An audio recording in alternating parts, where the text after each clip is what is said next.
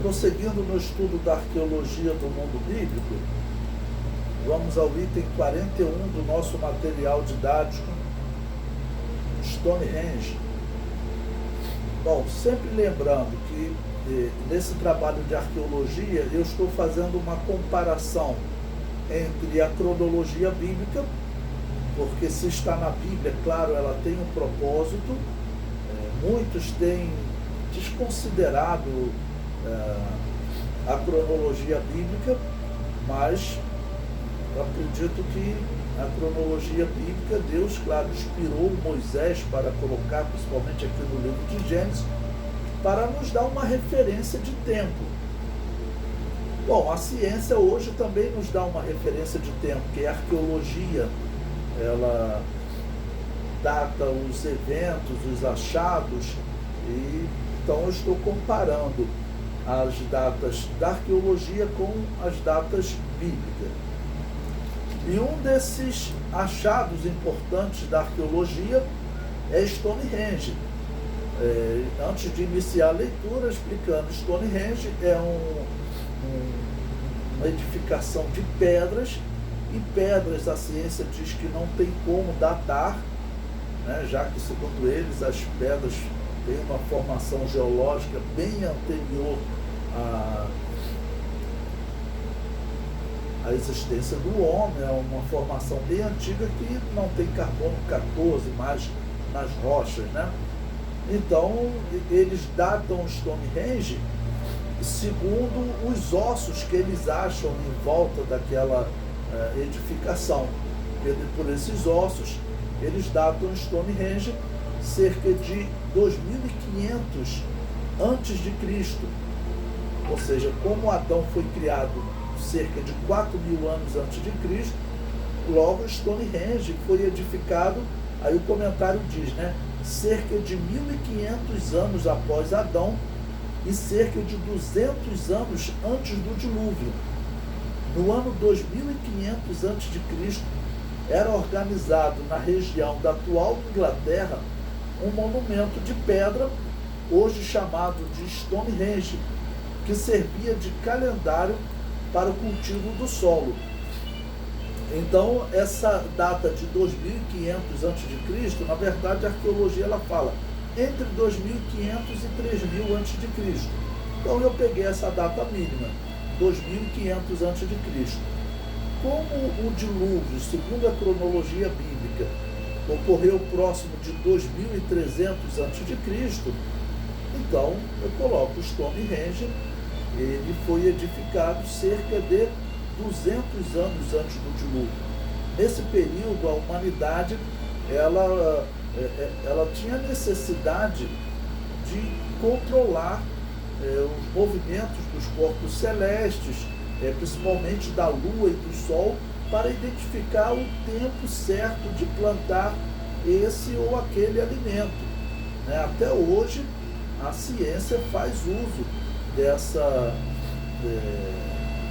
movimento da Lua, da posição da Lua, para saber que no mês de abril, no mês de maio, no mês de junho, cada mês existe uma época certa para plantar essa ou aquela semente. Bom, eu separei aí um texto de Gênesis capítulo 3, versículo 17 a 19, que diz: E Adão disse: Porquanto deste ouvidos à voz de tua mulher, e comeste da árvore que te ordenei, dizendo: Não comerás dela, maldita é a terra por causa de ti, com dor comerás dela todos os dias da tua vida. Espinhos e cardos também te produzirá, e comerás a erva do campo. No suor do teu rosto comerás o teu pão, até que te tornes a terra, porquanto dela foste tomado, porquanto és pó, e em pó te tornarás.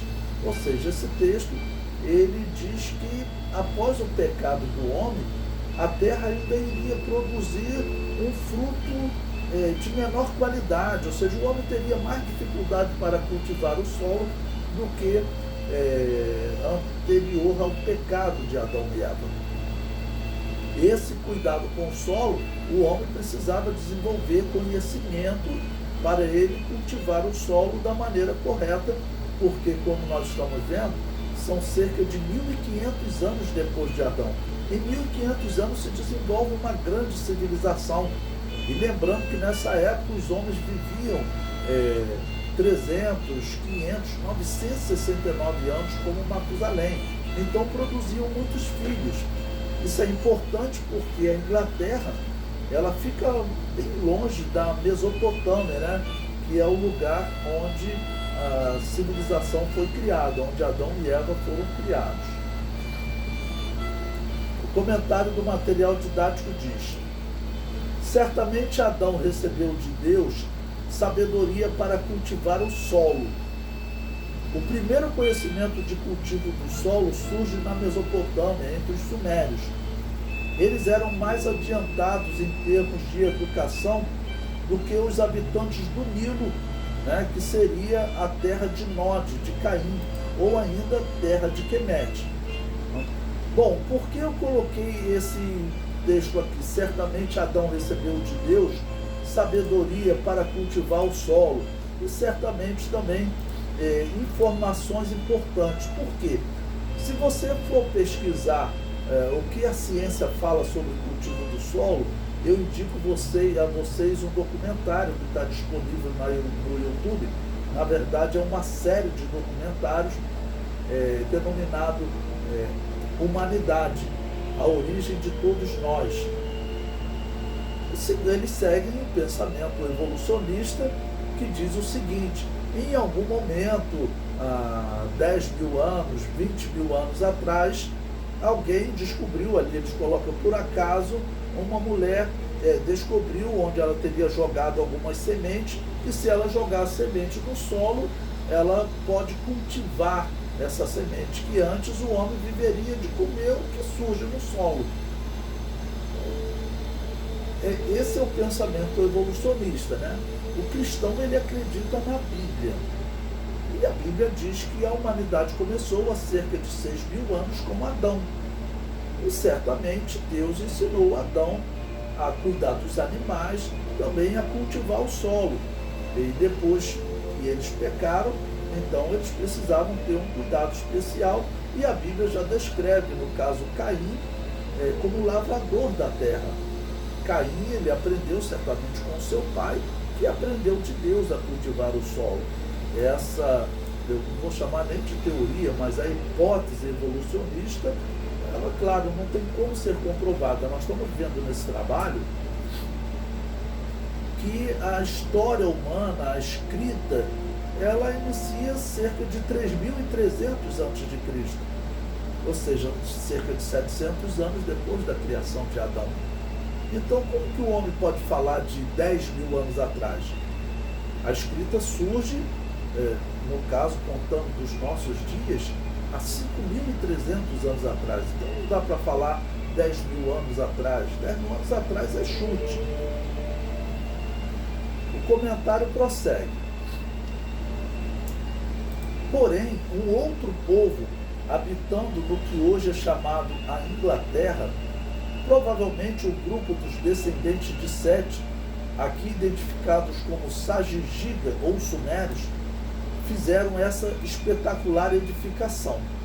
Bom, eu coloquei aí no livro uma figura, né, de Stonehenge. Vocês vão encontrar muitas fotos com pessoas próximas desses monólitos, como eles chamam. São pedras de muitas toneladas, que até hoje a ciência fica perguntando como as pessoas conseguiram edificar esses monólitos.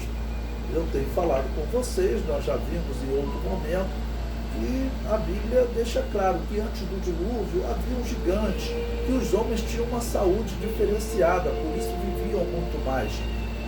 Essa é a explicação para essas edificações, porque é claro que foi o homem que construiu, né? Então, essa figura aí já mostra esse formato de Stonehenge.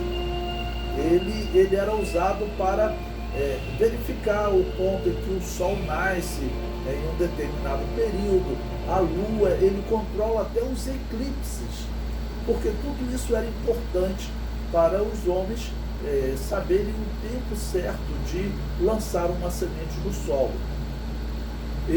Se houver uma guerra nuclear, um exemplo, e eu tive que ir para o interior e plantar, olha, eu vou passar chutando diversos anos com acerto e erro, até eu verificar que eu lancei uma semente no mês de abril e aquela semente brotou muito melhor do que em anos anteriores que eu tinha lançado no mês de junho, julho, setembro. Tudo isso é verificado hoje. O cultivo do solo é feito identificando que em meses específicos, se eu lançar a semente específica, ela vai brotar, né, de uma maneira especial. Então, esse Stonehenge, ele tinha essa finalidade, ele é um calendário. O comentário prossegue.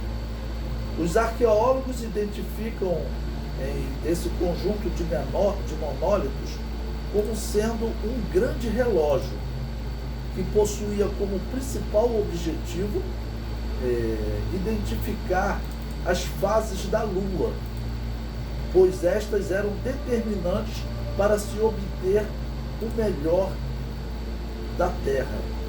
Hoje é sabido que as fases da Lua são determinantes para saber o momento certo do plantio. É claro que a ciência, ela continua negando isso. Eu vi uma entrevista com um especialista da USP e o repórter perguntou para ele, né, se eles utilizam as fases da Lua para cultivar o solo, e o cientista falou, não, isso daí nós acreditamos que é uma crença popular. E a conversa prosseguiu e depois o entrevistador perguntou assim, vocês têm uma horta aqui na USP, né? Vocês cultivam? Sim. Qual o critério que vocês usam? Aí o professor ficou meio sem jeito, mas ele falou assim, nós usamos as regras da Lua. Mas como é que pode alguém ser tão incoerente, né, numa mesma entrevista? Porque nós sabemos que